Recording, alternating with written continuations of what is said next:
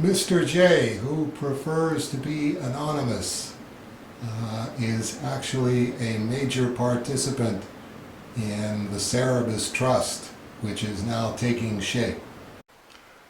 He's basically committed to make the Cerebus Trust the primary beneficiary of his estate, which at the moment is somewhere around $400,000 to $500,000. Basically, very long-term planning. This will be funds that will be used to preserve the house and contents as they were at the time of my death. Bare bones basis. Basically sealing the house and maintaining it at the same time so that future Cerebus fans will be able to visit the house and gain admission to it if they're willing to pay their own security guard locally to follow them around the house to make sure that they don't steal anything or break anything or leave anything anywhere other than where they found it. The idea is that although I'm a social pariah now and Cerebus is thoroughly discredited and not even mentioned in polite comics company, I don't think that's sustainable in the long term. But the question is, how long is the long term? How long does it take us to get out of that cesspool political context that we live in? And I couldn't even hazard a guess. 50 years after I'm dead, 75 years after I'm dead, 100 years after I'm dead. So between my own life insurance and Mr. J's bequest, I'm hoping that we will have enough money in the pool to maintain the house and contents, hopefully well into the 22nd century. Of course, looking at the situation as it stands right now and as it stood for the last 6 years since we inaugurated the online petition, I don't believe Dave Sim is a misogynist. And looking at the last 21 years since I was labeled a misogynist, the 22nd century might not do it, which is why it's going to be very much an open concept, the Cerebus Trust, fully donatable, and we're hoping that other people who believe that the material is worth preserving, that it's not something that needs to be eradicated because Dave Sim didn't think the right way between 1977 and 2004, which is the situation that we're in now.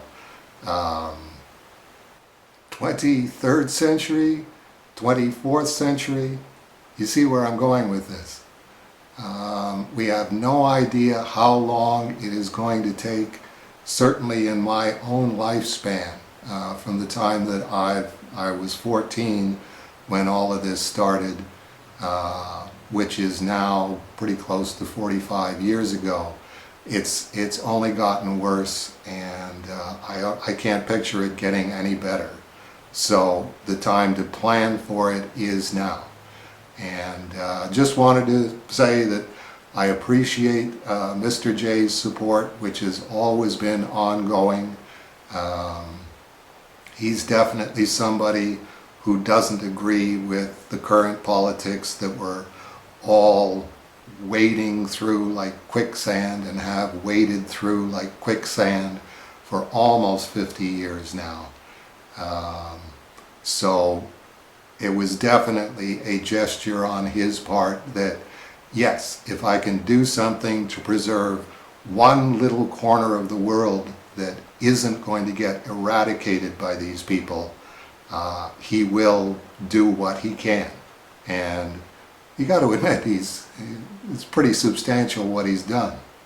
So he is definitely in the loop. These are the first guidelines that I've got with the starting of the Cerebus Trust and how it's going to be formed.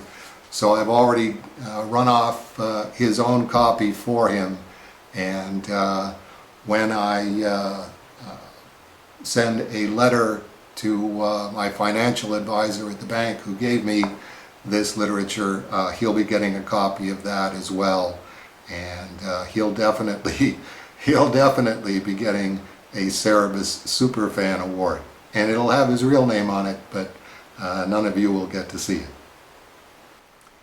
I'm not telling you anything that you don't already know. 6 years with the petition, 600 signatures on it. No signature from any major creator still working in the comic book field, except for Kevin Eastman, Steve Bissett, Troy Little, and a handful of other people. Picture virtually any big name in the comic book field, and their name is not on the petition. This is not getting better, this is getting worse. Face it. And thank you, Mr. J. I'll be talking to you again soon, and often. As a pariah, I don't get a lot of good news, but this definitely qualifies. Turtles number 8, the Cerebus crossover in the Czech Republic. A fax from Comics Centrum. They publish a lot of translations. Conan, Hellboy, Sin City, Adventures of Luther, Arkwright, 30 Days of Night, Lock and Key, Ice Age, The Crow, Midnight Nation, a whole bunch of stuff. And they're going to be reprinting Teenage Mutant Ninja Turtles, the entire series by Kevin Eastman and Pete Laird. In issue 8, he writes, of this series, they use your hero, Cerebus the Aardvark. We want to publish the whole series, and our licensor, Viacom, wrote to us that we need your approval for this issue.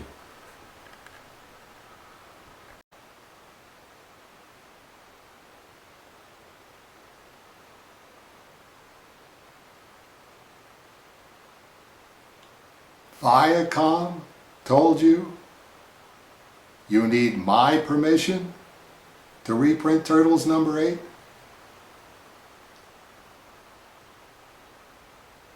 I did have a reciprocal agreement with Pete Laird after he bought out Kevin's share of the Turtles that we would both be able to print Turtles number 8 anytime that we wanted to, and we don't have to notify the other guy, and we don't have to pay the other guy royalties. Now, if you had told me, this is a picture of me the day that I met Kevin and Peter at Moondance Comics in Massachusetts for the first time. If you had told me that Pete Laird sitting down with Viacom with however many $1 million there are sitting on the table being negotiated over, that at any time Peter said, okay, now we have to talk about the aardvark. Yeah, right. And yet, yeah, right. He must have, Peter, even though he hasn't signed the petition, so he obviously thinks that I'm a misogynist. And I don't think we've exchanged more than 3 words in the last 25 years. Obviously said to Viacom, this Cerebus the Aardvark here in issue number 8, this is a separate thing. This is not part of the package, and here's the agreement that I've got with this guy named Dave Sim. And that Viacom listened.